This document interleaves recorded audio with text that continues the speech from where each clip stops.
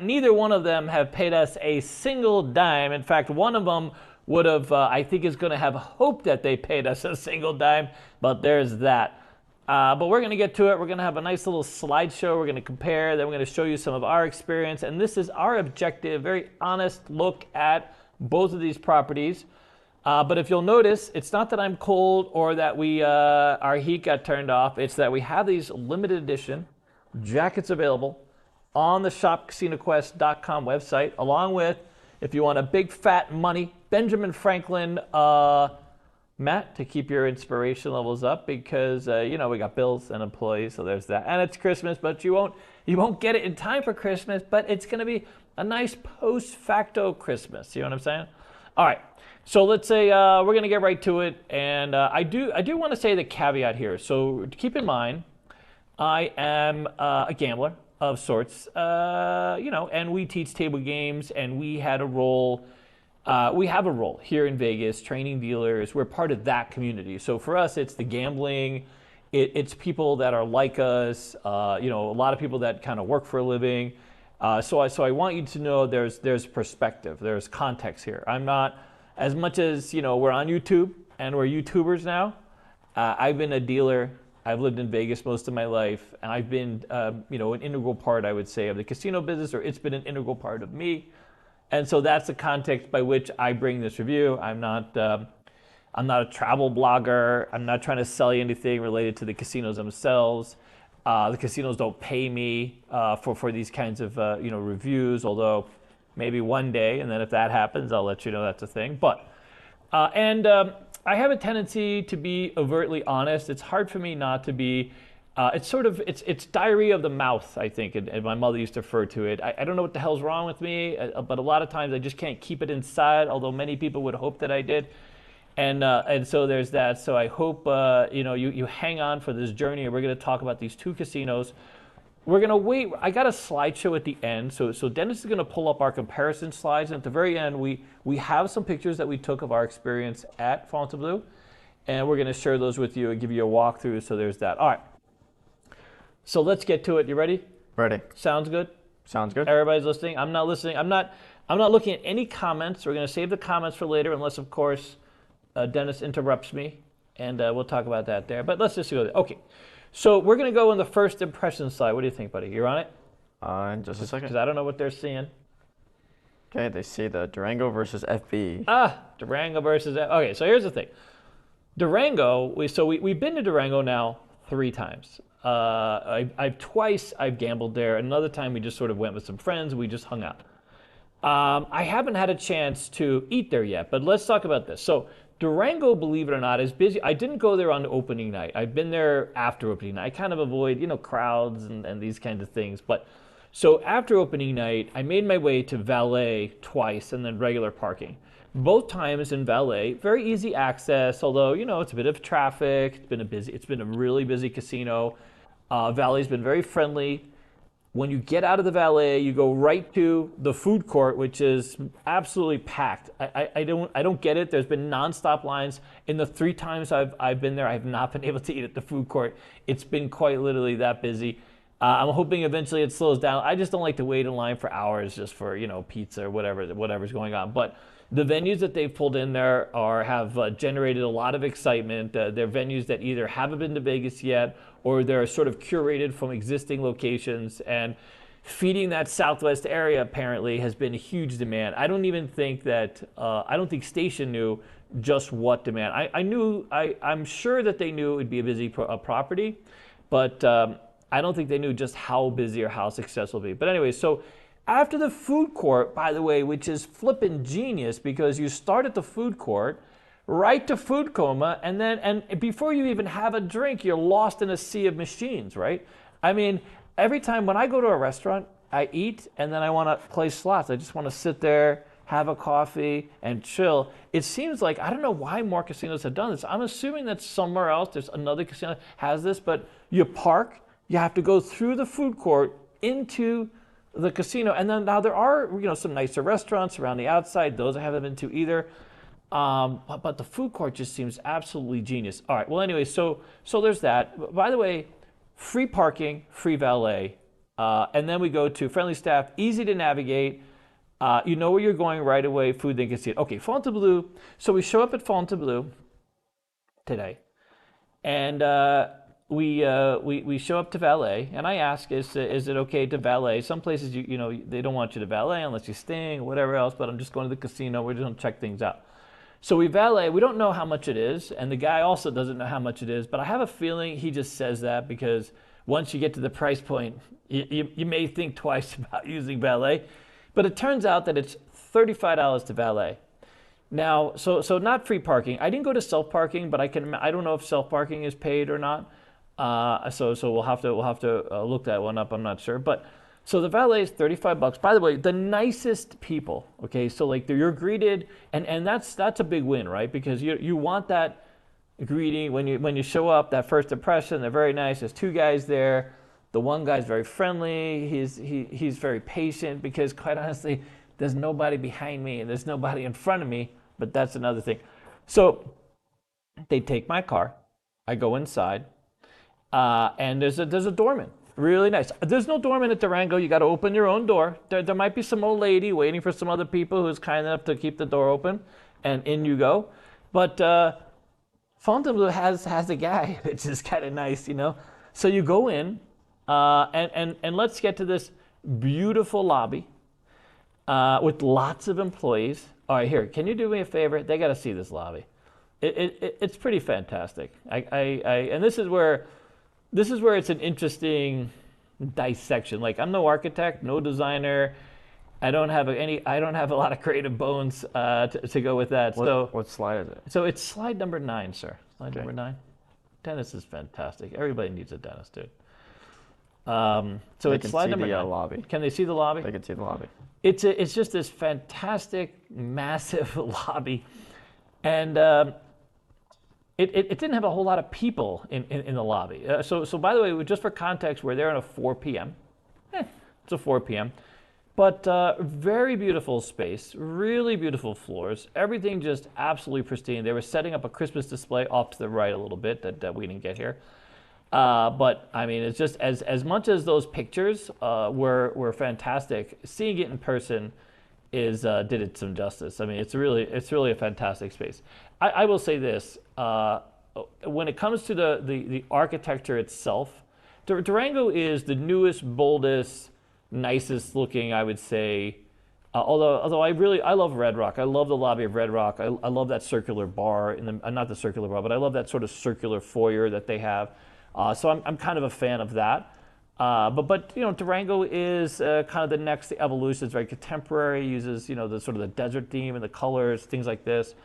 But it's not a Fontainebleau. It's a less than $1 billion property, whereas Fontainebleau is a damn near $3.7 billion property. So two different universes. Anyways, okay. So let's get back to slide number 3, sir. Slide number 3. And we're going to talk about the sight lines. So interestingly, as I'm talking, you know, Google picks up on, I don't know if they do or not. I'm assuming they do. And all of a sudden, I get this thing where they had somebody that came out from one of the banks. And you know, of course, they want to look at these properties. The banks want to know where the hell their money's gone. And so they send an analyst or someone really anal to show up and be like, okay, we think we're going to make our money back. So somebody ends up at Durango, and it came out. So it was a banker with Chase.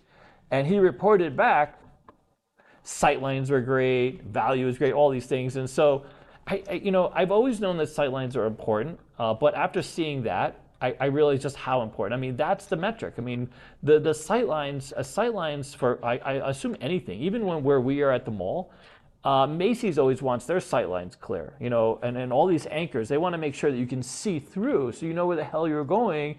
And, you know, you can see into their windows, their display windows, maybe you get motivated to buy something, whatever the case is. So here we are, Durango, the sightlines are absolutely fantastic. So from one end of the property to the other, almost, unless you're nearsighted, sorry about that, you can't, you can see where the hell you're going, where you want to go, if you want to visit the dice pit, if you want to go to the cashier, a high limit, you can pretty much see. Because they have machines that are sort of varying heights, right? So not all the machines are these, tall, interactive, full display kind of things.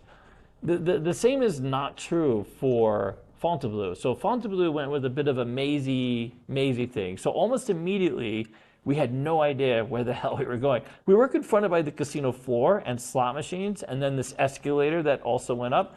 And so we just ended up on the escalator, and which took us to some retail areas and onto the food court. But going around on the outside, you can see there's sort of a pathway that you can see where the restaurants are. But even the sight lines from one corner to the next were like obscured. So right away, if you go there, the first a couple times, I'm assuming, you might get lost. I mean, you really might get lost. This is really kind of an old school thing. You know, I thought that casinos were kind of leaning into these open floor plans where, you know, you can get around the property, get to the things that you want. But of course, it is a big property, so it's a massive casino floor with lots of tables, lots of slot machines. But we were disoriented more than a few times, especially even trying to find where the hell we came from. Because where we came from Las Vegas Boulevard and then onto the valet, I mean, where you pick up the car, where you leave the car is different than where you pick up the car. It's pretty confusing, actually. Yeah, it was pretty confusing. And I had Dennis with me. So you can't just say it was there's David just, losing his mind again, okay? The good thing is they have these escalators. Wow, these really tall-ass escalators. They take you to this next level because the ceilings are, what, like hundreds of feet high? They're really tall. It's absurdly high. These ceilings are just ridiculously high with massive chandeliers.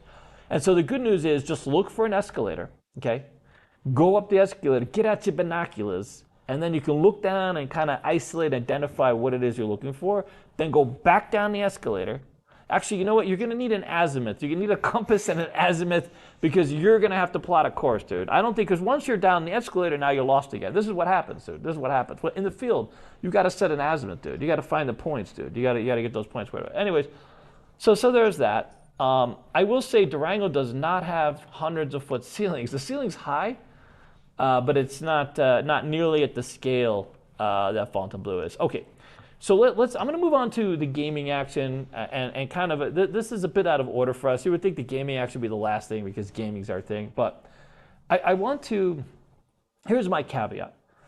I love the excitement of a gaming pit. They're just not. I love to be in it. I don't always have to be playing, to be honest. I love the excitement of a game. I love the noise. I love the sounds. I love the people. I love the spins. I mean, I grew up in all that. You know what I mean? It's something that it just gets the blood going. And I know for a lot of gamblers, all levels of gamblers, by the way. Doesn't matter if you're a $1 player, $5 player, $1,000 player. You know, it's the pit itself. The actual table game pit, in my opinion, is the heart of the casino. That's the thing that gets people excited. Yes, you can sit back, play a slot machine, and have some fun. And that's for me, that's where I don't get excited. That's where I go to relax, grind some time, play a $20 bill, do something else. But when I'm in a casino pit, I'm looking for energy. I want to be part of the action. I want to feel like I be part of the action. So here, I'm going to take you back real quickly because this, I think, needs context. Because my opinion here is going to be a little skewed. So my favorite 3 pits back in the day, without any doubt, other than maybe the Rio back when I worked at the Rio, of course, but the Bally's pit, now the Horseshoe. If you ever go to you can go to the Horseshoe right now, and you'll know that gaming pit is inset, right? So you step down into the gaming pit, and then once you're in that pit, you're in the pit. It's all the noise and the machine. It's everything, all in that pit. You step down. Now, when you're in the lobby and you're checking in on the side, you can see all that action. It gets you excited. It makes me want to hurry the hell up, get the hell out of hotel, the hotel line, and move my ass over into the casino line. When you're off on one end, that whole experience is just a next level for me. The Maxim and the Dune, those were similar. I mean, both of those properties are gone right now. But it's amazing that casinos don't look to do that. Because, I have come to know about sound, because we have media, and then we had a house with higher ceilings, and that the sound was terrible. But getting all that sound, getting all that energy is just absolutely fantastic. It just seems like it's an absolute win. You're like, why don't you just always do that? And then if you're at that Horseshoe, it's now the Horseshoe, used to be Bally's, you can see where everything is. You know where you need to go. The sight lines are there. You want to go play craps, you want to go play Buffalo, you want to go video poker. I mean, you can clearly see and engage with that. And when you're with a group of people as well, you could be like, hey, I'm going to be over there. I'm going to be over there. These mazy casinos, that's not a thing. You just get lost in the maze. And now you got to just hope you have a phone and your phone works, which, by the way, I had trouble on my phone. But so here's what happens. You go to Durango, because we've been going to Durango. I've been there 3 times since it's open. And you see everything. It draws you in. So there's this middle area with obviously the games, but you can see the games. You can walk around, you can see all the table action. You can see if someone's yelling on a crap table or is excited on a blackjack table, all those things are sort of part of that feel. So if you're on the outside, right, if you're on the outside of that whole Durango floor, the restaurants and high limit and some of the slower areas, and then once you get inside, that's where all the action is. That's where all the energy is. And you can look and see and point to exactly where you want to go. You can't do that at Fontainebleau. In fact, stunningly, it took me a minute to realize what the disconnect was, because we kept going around and around. You can't really see the pit. Like, you don't know it's a pit. In fact, they did such a good job. So the outfits, they have these pseudo camouflage outfits. So I guess even the dealers blend in. But the tables, there's a picture that we took from an escalator, and you don't even know what the tables are. So here, can you go to this slide? Can you go to slide number 15? Yeah, give me a quick second. Yeah, so you got to see this, because it's amazing. So we're coming down the escalators, and I took this picture, and we found the pit, and now that I'm looking at the picture, I can't see the pit, dude. They can see it now. Can they see the pit? You got to really look and see where the damn tables are. You don't know where the tables are. Everything blends in.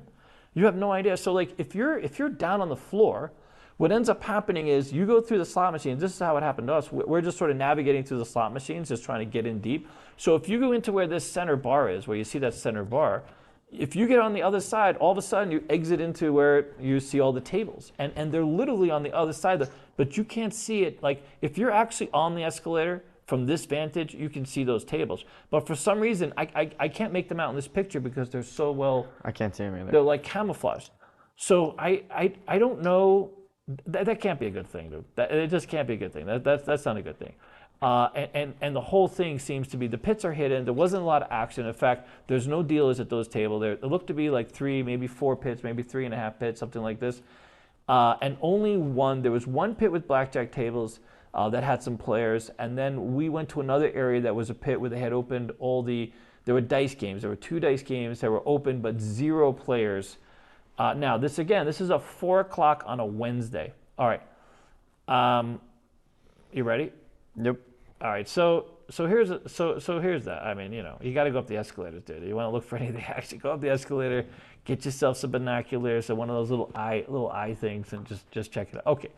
So here's where I'm going to get to the next slide. Slide number 5, please, sir. Slide number 5. We went to eat, and as I said, I haven't been able to eat at Durango because it's been so busy, and that tells me a lot. So almost all the feedback from Durango that we have heard has been 100% positive. In fact, they have Alex and our favorite noodle place is there apparently.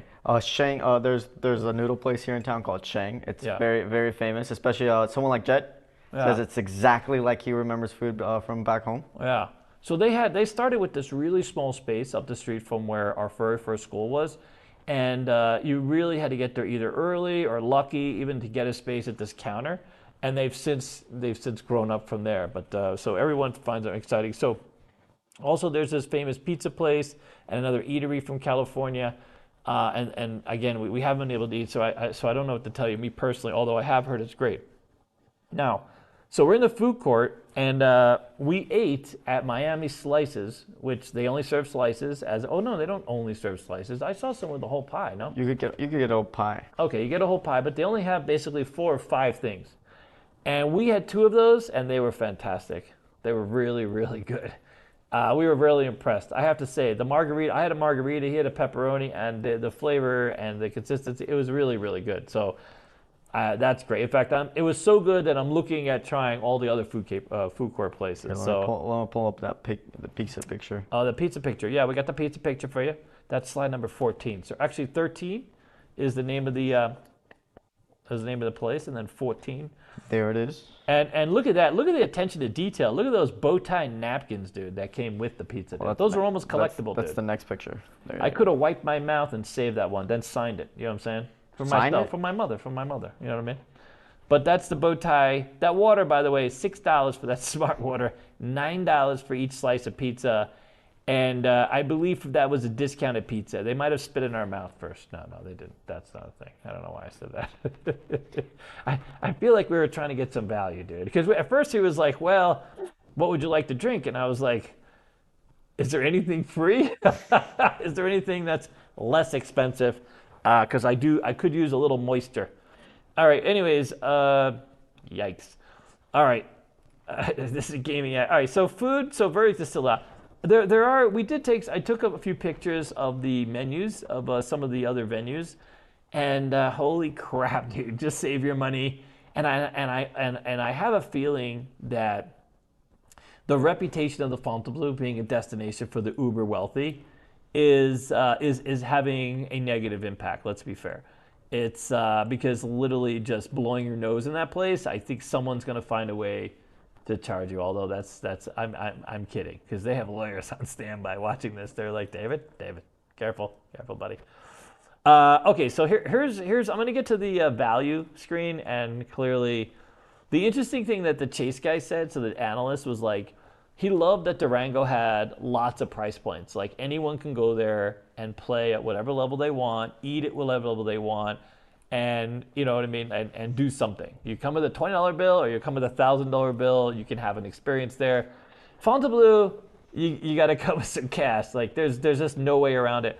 So we spent less than an hour at Fontainebleau, and we had 2 slices of pizza and valet. It was $85.50. And this is where I go on the rails, dude. So we're checking out a valet, okay? And here, I want you to pull this up. Here it is, slide number 21. Slide number 21, sir. You just talk about it, pull it up while you're talking about it. Yeah. So I'm paying the damn valet, okay? Because you got to pay on a credit card. It's on your phone, which is like not the most convenient thing, to be honest, for me anyways. And, it's $35 already, and I'm trying to give the guy a tip because, I don't want them telling that David guy was here, what an asshole. You know what I mean? I don't want to be that guy. And I've been a dealer. I know these guys live off of toke, so I usually tip more, by the way, but, $35 already. So you see I gave the guy a $10 tip. And then, of course, the convenience fee, dude. I mean, isn't the $35 the convenience fee? Aren't you paying the convenience fee to valet your car? Isn't that the whole deal? Are you kidding me that there's an extra 50-cent fee? Because that just strikes at being just petty silly. Like it's your processor, so you're already getting dinged for the $35. So like the 50 cent, we're trying to offset the cost of. That's bullshit. Okay, so how about this? This is the thing that pisses me off about what's enough. Okay, so if oh God. Gotta go on the rant, dude. I mean, really. First of all, $35 is absurd. I get it. Right now, you're not so busy. Maybe you need to make some money back on the valet. But $25, $20, $15, those are all monies that make you money. And then it gives your staff an opportunity to get some tips. Because no one's paying. Who wants to pay $50 to park for an hour? I certainly don't. I did it because I needed to have easy access. I wanted to get in and out of the property. Wouldn't have a whole lot of time. But I mean, it's absurd. And then the 50 cents is it's literally like you bent over and they just smack your ass and just leave a nice little handprint there. I hate that crap. I really do. It just seems so petty and silly, man. I mean, I know, and you're going to be like, well, it's just 50 cents. It's not the 50 cent thing. It's just like, I'm not stupid, right? I mean, you're already charging me $35. Just keep it at that. I already am. I'm already offended. The extra 50 cents just makes it seem petty, really. You know what I mean? I get it. You guys need to make some money, but damn. All right, so let's do this. Let's go to slide number 16, and then slide number 17. Yeah, so there's slide number 16, and here's what I think is and I guess the picture should say it. This is the entrance from Las Vegas Boulevard. And then you're going to be like, well, it's not exactly fair. I showed you the entrance from valet when we walked into the hotel. Not a lot going on there either. But this is a Wednesday at 4 o'clock in the afternoon, and this is the entrance to Las Vegas Boulevard. And then immediately as I turn around is slide number 17, which is going the other way into the casino floor.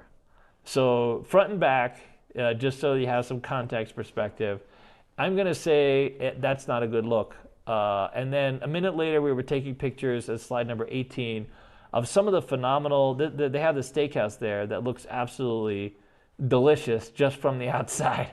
And we're like all feeling the fabrics, and you know what I mean? Like, that's literally a fabric wall. It looks fantastic, man. I tell you, there's, I'm pulling up the wall here in a second. The wall number 18. I mean, there are parts of this architecture that it just really just knock it out of the park, dude. I mean, I swear to God, it just looks so great. And then if you go to 19, if you go to slide number 19, then we're on the chandeliers, and it's just beautiful. It's really a beautiful property on its whole. I will say this, like, there's more to see at like the Bellagio Gardens, right? There's even more to see like when you walk into the Wynn, when you look at the sort of the architectural parts of it, the things that cut off and how it engages. But in terms of the grandiose of the architecture and everything else, it's very museum-y. You know, it's like you walk in, it doesn't feel like a casino. It doesn't feel, it feels a lot like a piece of art or maybe like a rich ass steakhouse for wealthy people. I'm gonna say that for the most of us, for many of us, there's a bit of a disconnect here. And I really hope that a lot of rich people come out of the woodworks to come visit this place, because they clearly they need a lot of rich people to come and feed this, because that 50 cents is going to add up, dude. They're going to need that money, dude. So there's that. All right, so I'm gonna go to we got to the value. So let's go to slide number 7. This is where David just, I believe that honesty is always the best policy. Sometimes honesty will get you in a little trouble, and sometimes with honesty you lose a little business, and there's that. But here's what I think. I think that the more we try to blow smoke up our ass, the less that we have the positive result that we're looking for. And I think that there is a real disconnect between lots of people and lots of ways that we try to think and sell ourselves, and the emotionalism that goes in decisions. But Durango focused on a pit. They focused on sight lines. They focused on all these things that the analysts look for. And quite honestly, they have literally built a reputation. They have this template. They just stamp it out, and they upgrade it, and they stamp it out some more and upgrade it. And Durango has been there's no doubt it's a phenomenal success. I mean, realistically, that place 3 weeks later, I don't know, it's been open for like 2 weeks, 3 weeks, is still packed every single night, all day long. You can go there right now. We could have gone there today, a Wednesday at 4 o'clock, and we still might not have eaten at the food court. That's how it has all the things. You know what I mean? They focus on the things that work, and then they just scale everything up and make it better. And keep in mind that it's off the strip. You have to drive there as a local. Yeah, you can't. There's no walking there unless you happen to live like across the street. And it's competing with the Uncommons, which is across the street, which has become another food venue. I mean, it's really amazing, because everyone thought, I think in my mind, I thought that it would compete with Red Rock to some degree, at least at first, because it's servicing like an underserved area of town that up till now really hasn't had a casino. It's strange, because when they built the 215, they put this weird noodle loop in it that makes it hard to get to Red Rock easily, right? Or a little bit longer, anyways. Whereas now Durango is just literally the destination. So if you're south, your choices are Green Valley and Durango. And I think a lot of people are opting for Durango. Although I don't think Green Valley is taking that big a hit, because I keep going there, and I think that it's plenty busy. So I haven't seen the takedown, but I do believe that Durango has literally knocked it out of the park. And there's that. So on the flip side of that, so let me just add this, and I'm giving you this for context, because I do have a kind of different relationships, things like this. All of the feedback from people who work at Durango has been positive. In fact, I want to first, okay, let me back this up. I should apologize. I should apologize because I was really sold on Fontainebleau being sort of the next best thing that Vegas had to offer. What I missed was the people involved. I didn't know the people involved, because when it comes down to it, any good plan needs good people. Any good property, any good casino needs good people. They need good people with good ideas and good execution. Just building a beautiful thing doesn't mean that people are going to come. And you have this beautiful space, but clearly there's going to be some movement. I mean, there's going to be some movement with employees. There's going to be some movement with the gaming pits. I have to believe that on a Wednesday afternoon, so many tables sitting dead is just not a good sign. And those pictures that I showed you is not a good sign. And by the way, if you look out and see, if you go on YouTube right now, it's like all this overtly positive crap. It's just silly. That's just not. I don't always get that. I get that. You want, how much ass is enough ass to kiss in any given day. But that's for another day. I mean, depending on the ass, of course. Some ass is really better than others, but we'll get to that later. Brr. I know. But here's the thing. So I know a dealer, for example, that was not treated well at Fontainebleau auditions. Okay. And he ended up at Durango, and you know what? He's thankful that happened, because now he's doing better. There's no doubt he's doing better. Fontainebleau may have had a nice little, had a really good day on day one, and maybe they had a few other days where the first couple of people lost their minds. But I, from what you can see from the outside, it doesn't look all that inspiring. Maybe it will be, and then I'm going to get to that at the very end. I'm going to talk about my own feedback. I'm going to give you my own feedback, whether anybody wants it or not. I'm going to put it out there. But Durango's a better job. Durango has worked out a better job. So all those people who missed the boat, the Fontainebleau boat, I believe that they dodged the bullet. I think that it's working out really well. You get to stay busy. The talk rate is fantastic. You're surrounded by some really good and positive people, and a fantastic team. Really, really, really good team. Some of the best people in the business, some identified people who have under the most duress have executed this amazing plan and have gotten to the finish line.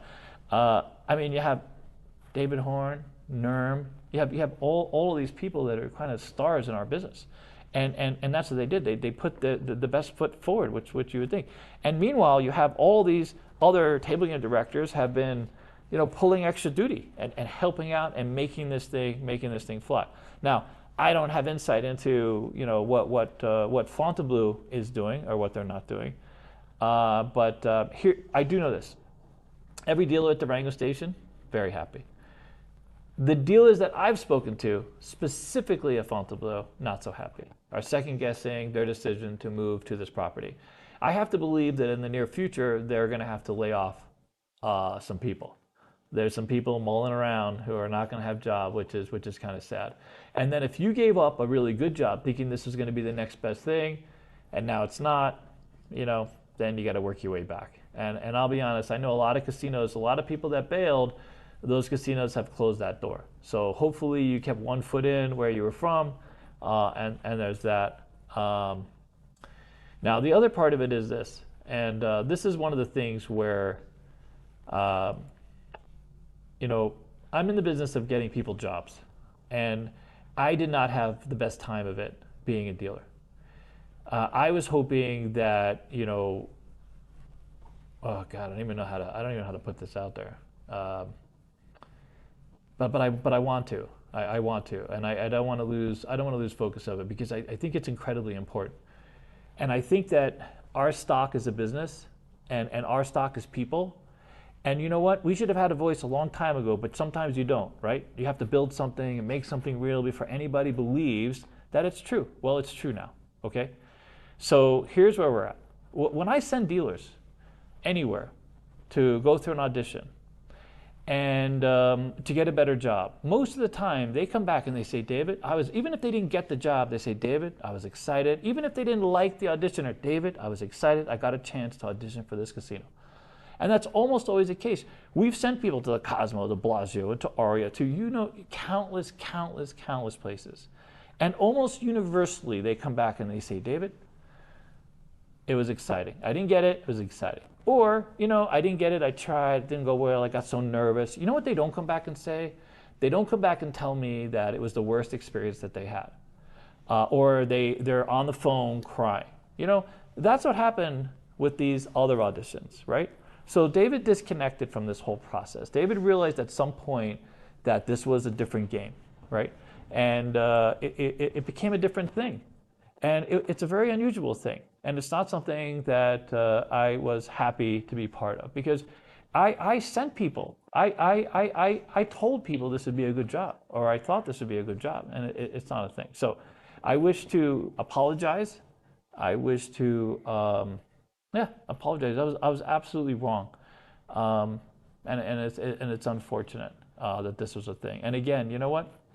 It doesn't matter. I don't care what you build. It's always about the people. It's always about the people. It's always about the staff. It's always about the culture of a thing, the community of a thing, because that's what we are. That's all we are. We're all about people.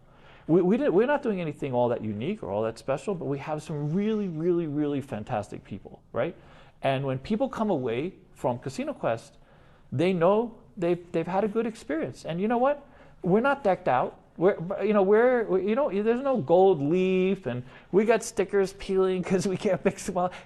But it's about the people, right? Because that's it. That's all there is. You know what I mean? Did I handle that okay? Am I going to get sued? Okay. Dennis is giving me his approval. All right.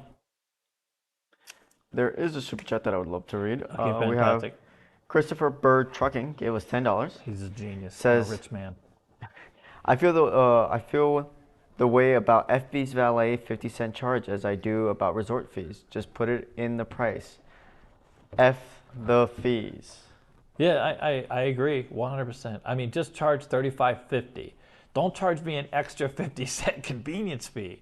I don't know why that irks me more than like the $35. The $35 pisses me off too, by the way, because how much does it cost somebody to really just to park a car? And the fact that I'm only there an hour, give me a break. But man, dude, I don't understand. Convenience of what? I mean, that's the whole point of valet. I love it. So there are some restaurants now that will charge you a busy fee or whatever the hell it is. So if you eat during a peak hour, they have come up with a new fee to charge you for accommodation, apparently. And really, I mean, you're there. You're nothing has changed. Like the same thing with the resort fees. Like if you want the spa, go pay for the flipping spa. If you want the lockers, all those amenities that they say you get for free, you had for free before, or you had to pay for them separately. But now we're showing up. We have the same relationship with the property, but they're making us pay this fee, and they're saying for some reason that they had to. No, they didn't. They didn't have to. That's not a thing. Come on. There's properties still all over the place that don't charge a resort fee because they don't have a resort. They don't have any of those fees. You show up, you go to the room. Now, if you want to use the lockers, the spa, and all this other crap that comes to the resort, then you pay for that stuff. I can't help it if you've built this into your model. I don't want it. Don't charge me for something I don't want. That's like, if you have a spa, that's great. I will pay for your flipping spa. And if you show me a way to print my damn plane ticket, that's $10 just to print my plane ticket, because that's the other thing. But so don't you know that when you pay that resort fee, many times it includes printing your tickets. Well, okay, what happens when we don't have to print tickets anymore? Most of us, we don't even print our tickets right on our damn phone. So what happens when it's all on everybody's phone? You're going to take that off and just find some other way, you know what I mean, to make that a charge? I don't understand the logic. It's bullshit. That's what it is. It's just bullshit. $8 eggs, bullshit too. I call bullshit on all of it. It's just another way to get squeezed, and people are just finding, it's just this mental loop. You know what I mean? Everyone keeps telling me, listen, you got to charge more Casino Quest. How the hell are you guys? Listen, we charge enough to pay wages. That's it. We just want you to bring your ass in the door so we can get on with content, maybe sell you some merch. The rest of it is just an experience. Casino Quest is not this. There's other parts of that dynamic that are great and profitable. And you know what? I have corporations that pay, and they pay more, and they want to rent the whole space, and But the rest of you, we don't need to charge more. We pay enough to charge, to cover the wages, and then some of you tip, and so that's the added bonus that our employees get. But we don't come up with new ways to charge you just because. We come up now. If our labor goes up, then we got to charge more, or Those kinds of things are real. We don't just come up with arbitrary. We're not just sitting back in the room going, oh my God. we got a new fee, dude. We're gonna work this out. We're gonna try and work this out. It is what it is, you know. Yeah, that's the thing. All right. Well, anyway, so here's what I'll do before I get to the verdict, which you can imagine the verdict is. Is there any questions or anybody have anything for me? Yeah, there's a couple things here actually. Okay. So I'm getting hot in this jacket, dude. someone said, Dean actually asked, where are the CQ hoodies? There's no hoodies, but there's these jackets that he's wearing. Yeah. No hoodies. We do have the jacket. It's a fantastic jacket. So if you guys are familiar, these are those duck jackets, those waterproof jackets. So they're actually really high quality. So they send me the links of the jackets we can get embroidered, and strangely enough, I picked the most expensive one because I figured it had the most utility, and it looks like my Calvin Klein jacket. So I love the sort of sleekness to it. It has a lot of pockets. Dennis put a whole book on the inside. It's just very comfortable. It's light, although I am getting a little hot right now. But it's a fantastic jacket. So we have these right now with the 5 years. We only have about 30 left, give or take. The rest of them are going to employees.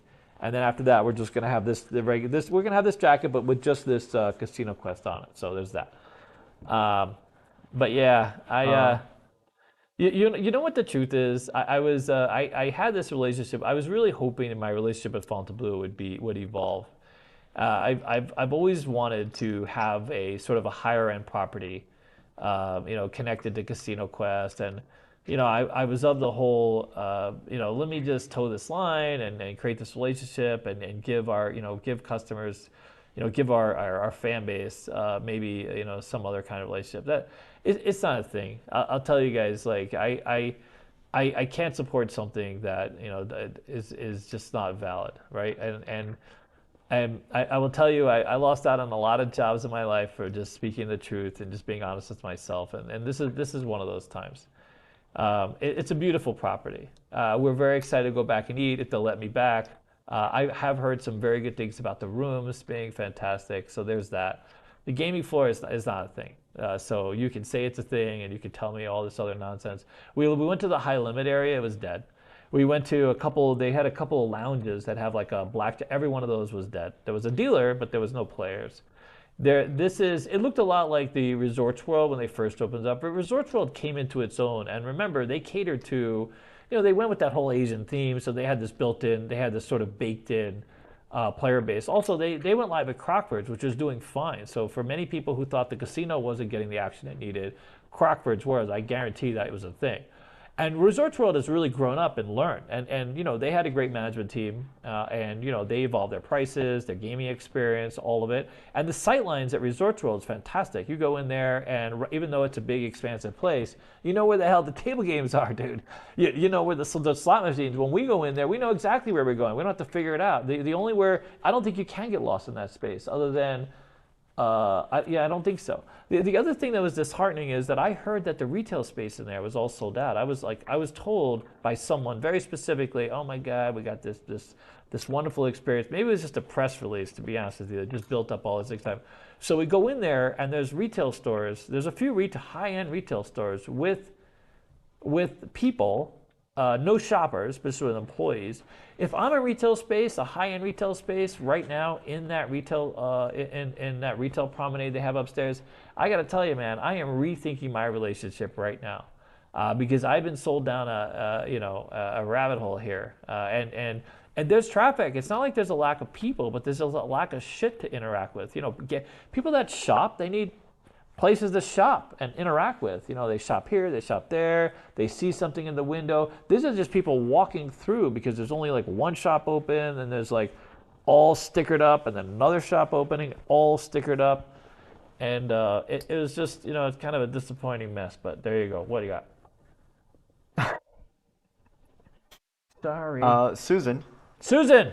Our Susan? Yes. Our Susan. Says it took them over 15 years to open. How long do you think they'll last? Okay, so here's the thing. You ready? They're gonna have to reinvent this place. There's no way in hell this place is. I mean, listen. You can go. So, you guys, we have a lot of really smart fans, man. It doesn't take a lot. You can walk through. Let's say you walk through a mall, and you're in the same mall every day, and you see these stores. They're empty. No one's shopping. They have employees. They have bills to pay, and no one's shopping. And it's not that there's a mob that shows up at 1 hour of the day and all of a sudden they start shopping and you missed it. That's not what happens, right? I mean, the fact is on a Wednesday at 4 o'clock in the afternoon, these venues should have people. You should not be able to look down quite literally the full length of the walkway into Las Vegas Boulevard and then turn around and look the other way down this huge expanse of a hallway and not see anybody. That's silly, right? So that's not a thing. And we did that, by the way, we sat there in Resorts World, we did the same thing, okay? Let's be clear. So we go to Resorts World, I think me and Dennis went to Resorts World. It was about the same time in the afternoon on a Thursday. It was a Friday, actually. It was a Friday. And we're outside the front doors and there's no one coming in this place. You know what I mean? And they just opened like a week earlier, maybe 2 weeks earlier. It was pretty new. But now that's no longer a thing. People are going in there. They're finding their way to Resorts World. We have found Resorts World. Originally we thought it was too expensive. We thought the gaming floor was a little discombobulated. And you know what? They evolved very quickly. And to go in there today, it's busy. It's busy at Wednesday at 4 o'clock. That's just it. This place, not so much. And here's the thing: they cater to a very niche audience. So if they're saying now that they really just it doesn't need to be that busy, they're like that one watch store that's in Crystals, the Crystal Shopping Center in City Center that has like the one watch, the Mill dude. I don't remember his name because I'll never be able to afford a watch there. But the guy that sells $2 million, $3 million watches that everybody's. So like he only needs to sell one watch, okay? But that's not how a gaming floor works. You don't just, maybe you have one customer dropping $10 million every hour, you're good to go. But a gaming floor needs gamers, and it needs, and their employees need gamers. The table needs gamers. How do you keep dealers if there's no tokes and you're just dealing to one dude or one group of people? This place does not have the activity that it needs. And by the way, this isn't just today. So a lot of people have come to us and said this, and our dealers have come to us and said this. So definitely something has to evolve. You know what I mean? And they might not like me for saying this, but again, it's the truth, dude. It's the absolute truth. And maybe I don't know what their numbers are. I don't know what their finances are. I don't know how much they're making. Maybe they have somewhere secreted away. There's some really high limit people just dumping all their money all the day. All I do know is someone took them for $1.3 million on their first day. We had that on Reddit. The guy was in a $2 million crafts and left with $3.3 million. So that probably didn't work out so well. So they got pinched. But it doesn't look good from our vantage, from my vantage being in this business, from the vantage of the feedback that I've gotten, and from the quite honestly the fact that almost every dealer that went for an audition there told me it was the worst audition they ever had. Literally, worst audition they ever had. And it was really, really unfortunate. And I disconnected from that. I quite honestly, we may do auditions, like we will do auditions for local properties, but I don't believe we will do auditions at scale unless only if it's at a very, first of all, we lost money. We know we hosted Fontainebleau in our space. And they stayed over, and they impacted our retail, and they did apologize for it. But we did it as a favor. We were really looking to create a relationship with them, and then ultimately that wasn't a thing. I don't do nonsense. I don't do nonsense, and nonsense hasn't been the way that I've succeeded. My success is built on absolute fucking truth. And that's literally that's the success. Casino Quest is built on truth. You know what the truth is? The truth is that players get intimidated to learn. No one believes the casino is going to teach them. You know what I'm saying? All these are truths. And when you identify all these truths, that's how you get to the people. And those are the people who pay our bills and come and shop at Casino Quest because we're always honest about it. You know what I mean? Where we lay it all out there and we let you know where we're at, and that's it. But that dynamic did not go well. And in the future, our best bet is staying with the people. And not preventing people, the fans, and the people that want to learn from coming into our space because that's where our money is. So that relationship did not work out. Did not work out well. And as much as, by the way, as much as that did not work out well, I'm not here to expound on that. You know what I mean? This is our honest opinion of how we felt when we went in there. We love the pizza. We think the architect is beautiful. And listen, this is a big ass property with a lot of smart people that will figure this out. I'm very confident that this property will find its niche. I just don't know who with. I don't know how this evolves. I don't see this property or a property of this size ever going out of business. Like a lot of people talked about Resorts World having issues financially. That's not a thing. These casinos just literally transfer. They get cheap. So the property opens for 3.7. If it fails, for example, then it's resold and someone buys it for less, and now their now their expenses are less, and they move along, and then they create another business. Look at what the M originally was built. The Barnells built it. They sold it. It became something else. The Stratosphere, Carl Icahn took it over. You know what I mean? So like they all these properties have second lives. Even now, people are talking about the MSG Sphere. As much as the Sphere has been like wildly successful in some ways, like a lot of people are questioning the numbers. They came out, they lost a ton of money the first quarter, the first month they were in business, and they're saying, well, that's a cost of doing business. Who knows how these things work out? I'm very excited that the Sphere was built. I could care less who owns it 10 weeks from now, you know what I mean, or 2 years from now, because it's going to go on and continue being the Sphere. That venue is not going anywhere. Someone's just going to, if anything, someone's going to buy it on the cheap and sort of, reinvent it or whatever else. I think Fontainebleau, if I was the Fontainebleau people and I was looking, if I was literally standing in front of my casino today, I would want to start talking to some people and start taking some hard choices. Someone's coming in to invade our space. That's that. And that's what I think. And I think that the more casinos that deal with truth, the more casinos that are willing to address things honestly, I think it's just, instead of like, there's so much ego in this business. There's so much egocentric crap that goes on. You have no idea. That you have to get through, you have to punch through, especially in this day and age, right? There's a lot of these older sort of mentalities that are crisscrossing with all the newer ways that people look and experience the world, right? We have YouTube, we look everything up on search engines. We drill down into the experiences, right? Kids today, they don't even care about cars. Their whole mentality, the way they interact. Dennis knows more about classic music than I know about classic music. I can imagine that if you built a room that was a classic room with a pinball machine and a record player and all that, it would do fantastic. That would be like the meme room that people would love. But who knows if that's going to ever happen, right? Yeah, I could go on for a long time. David's rant. Yikes. Next question. That was a good one, Susan. Thank you so much for turning in. We love Susan. That whole family. So GR says, surprise, FB isn't status matching given the fact that they are destination based and need as many gamblers as possible. Dude, amazing. Do you guys hear anything about them deciding to do status matching again? I mean, no. And so you want me to? I'm gonna listen to this. I can't imagine. If I was a casino, I would want to do everything possible to get as many players into my place initially as I could. Over and over and over. I would be giving out $100 cashback vouchers if you play. Lose the first 100, I will rebate you the first 100 so you can get excited about my gaming floor, because what does it matter? I'm spending my cost of acquisition for new players is through the roof if I don't have any players to begin with, right? So Fontainebleau has no players. It's not a casino. It doesn't have any lineage, any legacy. It's been a hotel. It has fantastic connections to venues. That's why I think the food and the nightclub and all these other experiences fantastic, but the casino is its own thing, right? So let's give away some shit so people come in and experience the casino floor and make it their destination.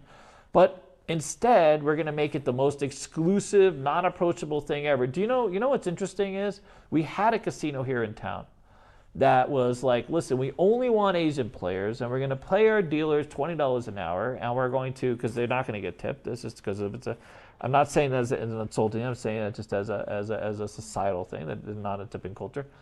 And they went out of business. They went out of business because they decided they want to focus on a niche. That makes no sense. You can't niche. Even if you're going and you're focusing on that market, like obviously Resorts World went with this very Asian themed, dragonish, Asian cultural themed thing, and lots of people like me showed up to see it and take part in it, and I thought it was very cool. I love the colors. I love all the little dragons and all the different things that they had.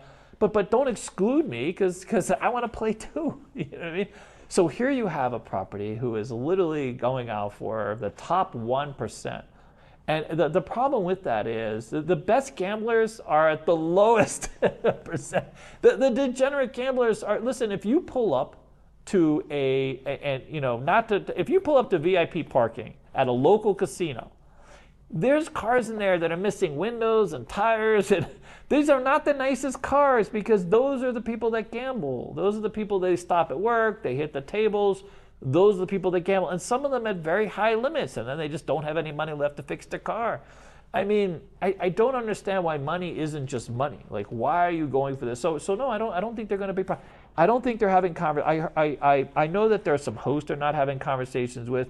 They had an opportunity to get one of the literally one of the top Korean marketers in the world, literally in the world. May or may not have been related to our own Alex Kim, and they opted no. The guy with the book, the guy that could bring in Korean players, next level Korean players. So here's the story that I know. So we have a TV show that reached out to us and wanted to do an episode with us about a dealer transitioning from the school to, let's say, what does it take to get to a strip property? And it's a big show. They get 3 million views per show. I'm talking 3 million live TV network views. It's a big show. I don't know the name. We can maybe throw the name out there, but they're a big show. Now, guess what? They're a big show in three European countries. They're not a big show out here, but they're in Germany, Austria, and like Hungary. I forget what 3 there are, but I can. So they reach out to us, and you know what? I'm fomenting this relationship at Fontainebleau, and I refer them to that. And you know, so Fontainebleau's like, well, we're not going to open in time. We really can't accommodate your schedule, because they wanted to come in November. Okay, they wanted to come in November. Now, meanwhile, dude, they're not asking you to be open. They're not asking you to be open. All they want to do is set up their cameras. Like, you could be inside. Put a hard hat on. Show them what we're building. Show them the outside. Get some exposure. Say, listen, we're building the next greatest destination here in Las Vegas. Free, earned media. That's how we exist. We have never spent $1 on marketing. We've just grown up with you. That's it.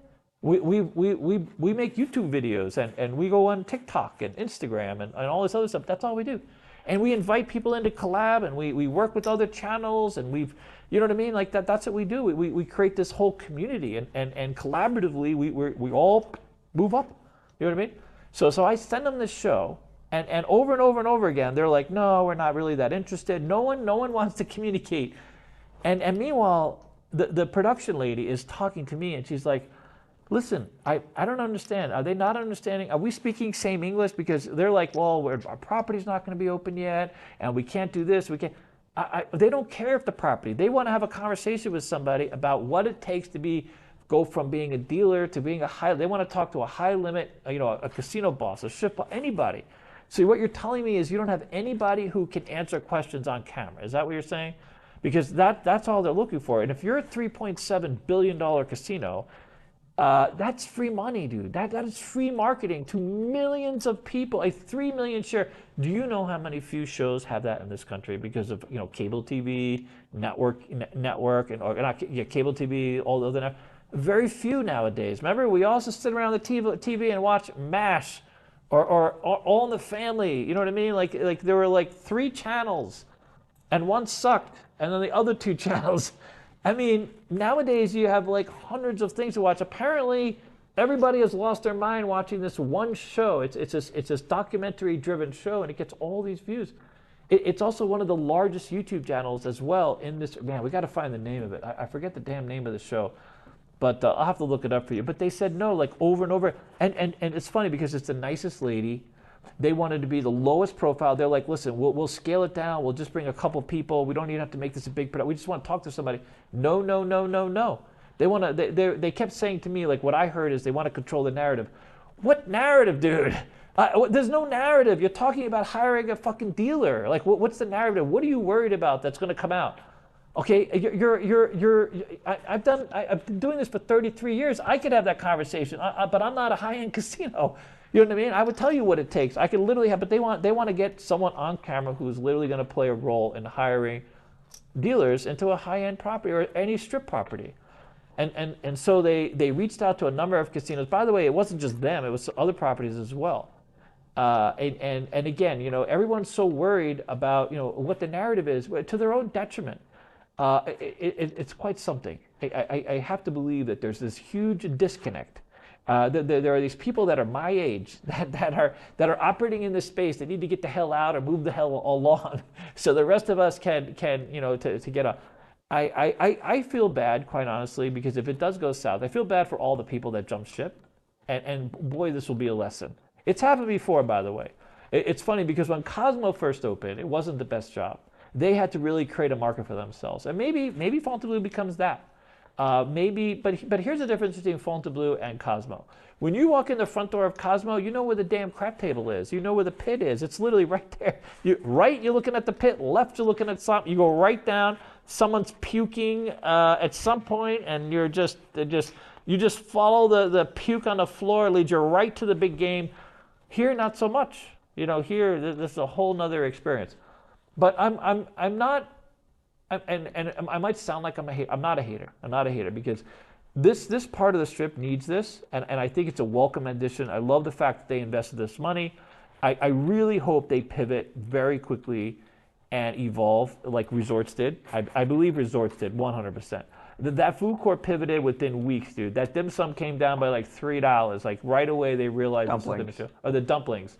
They literally that was all the pushback. Plus there's a pushback on parking, all these other things.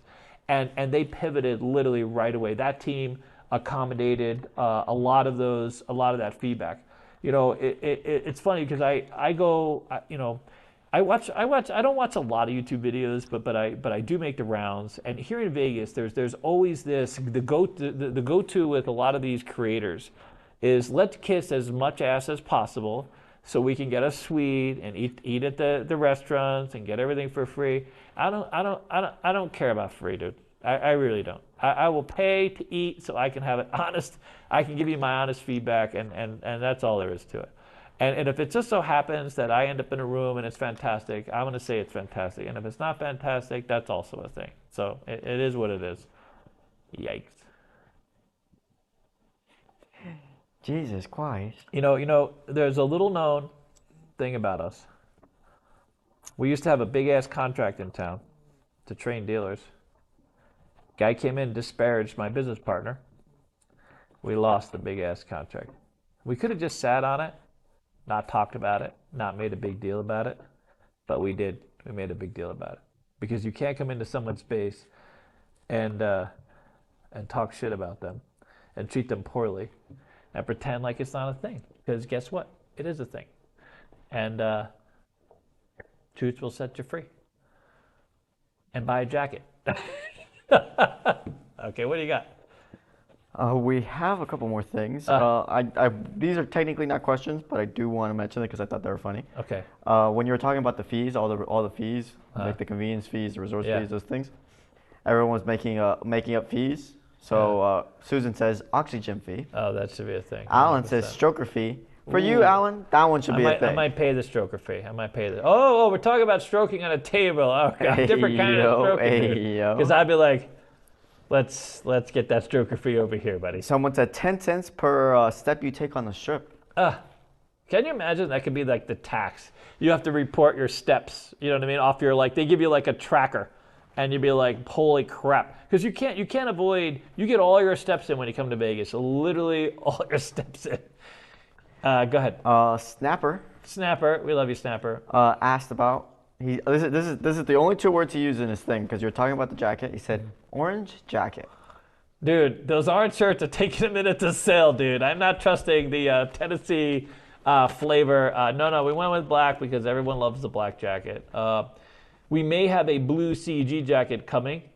That's next. So they have this really nice navy blue jacket. Actually, it's not this jacket. It's a lighter, zippy, hoodie-like jacket, which I think people will love. It's got like a fleece, it's more of a cosmetic thing that goes with the CG.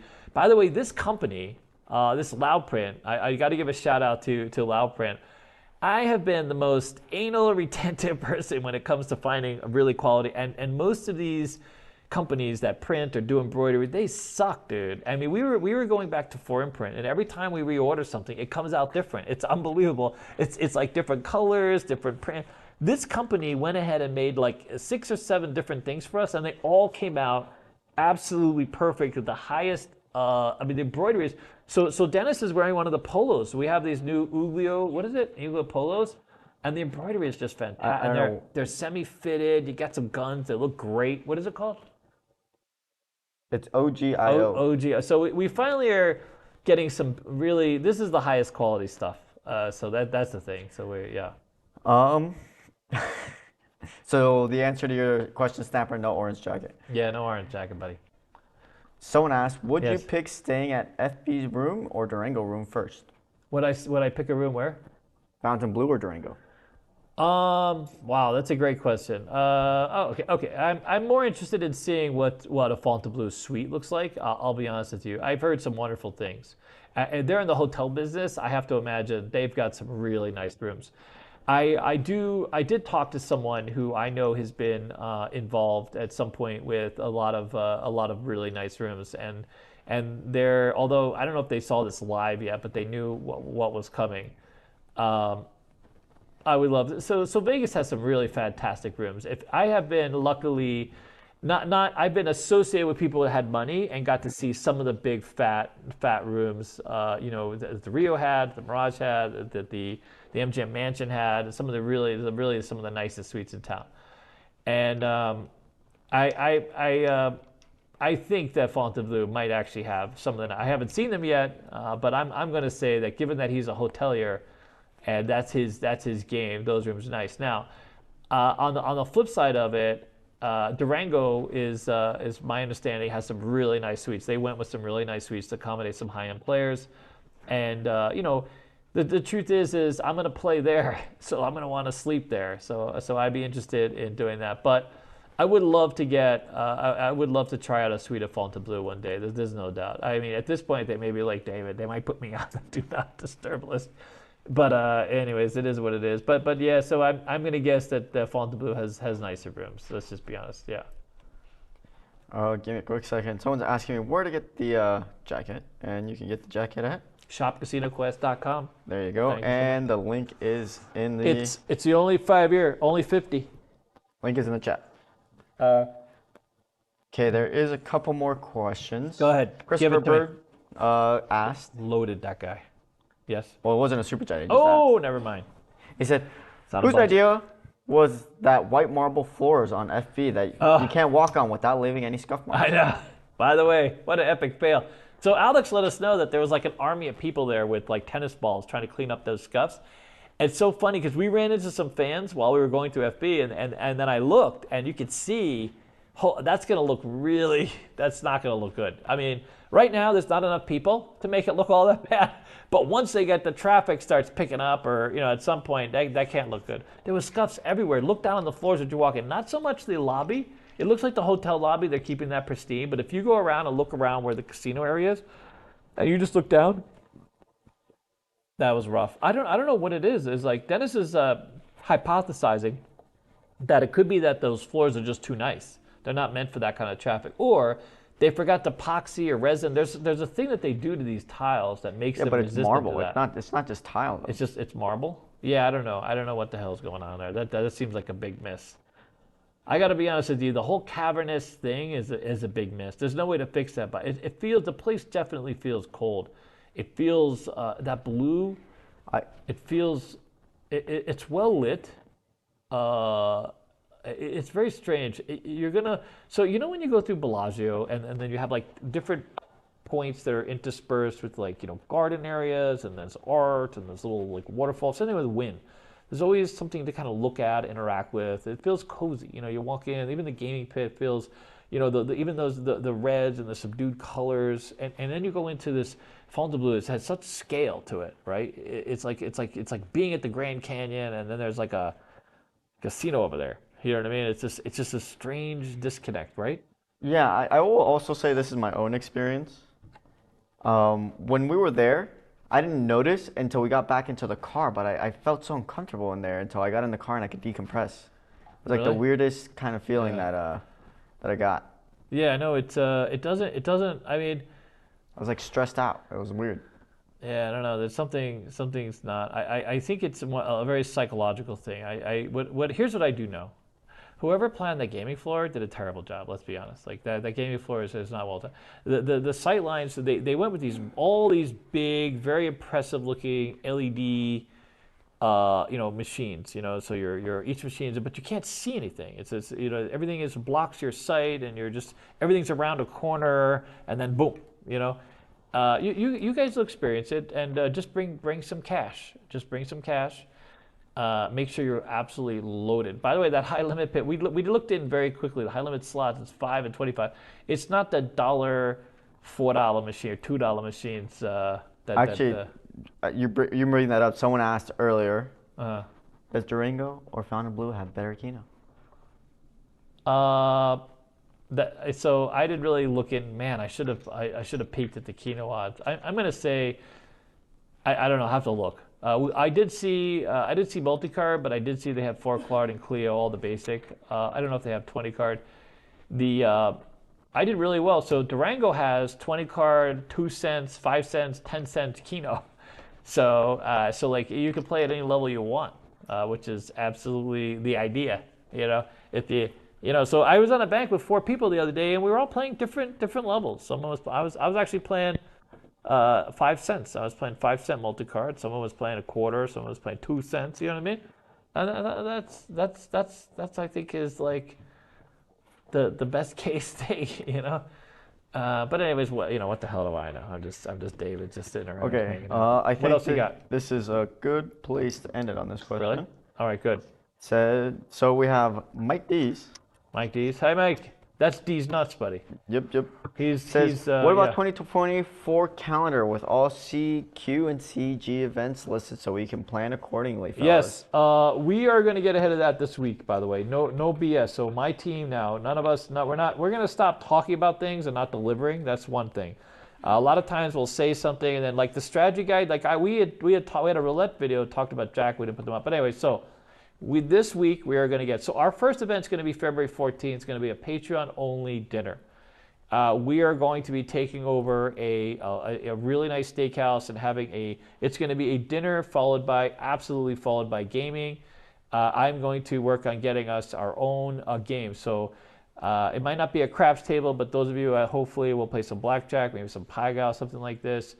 But we're putting together this whole thing. We're going to try also to create this like whole experience. So it's literally on February 14th. So either bring your own depressed self or bring your depressed self with your other depressed self, or those kind of things. So it'll be like you and a +1 kind of thing.